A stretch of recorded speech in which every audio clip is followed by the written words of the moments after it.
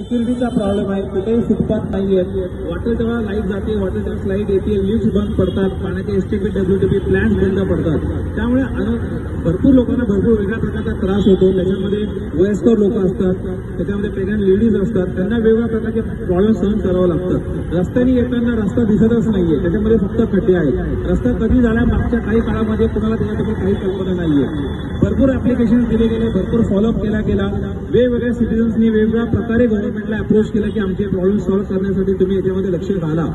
पण सरकारकडनं काही लक्ष दिलं गेलेलं नाहीये, अधिकाऱ्यांकडनं काही लक्ष दिले गेलेलं नाही आहे. फक्त आम्हाला आश्वासन मिळाले आहेत की आम्ही बघू, आम्ही करू.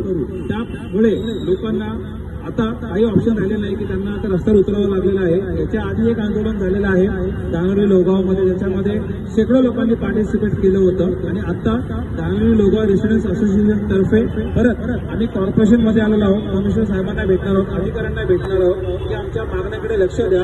हजारो लोकांची लाईफ तिकडे खराब होतीये, खूप ऍक्सिडेंट्स होत आहेत पाण्यामध्ये, वेगवेगळ्या समस्यांना लोकांना फेस करावं लागते.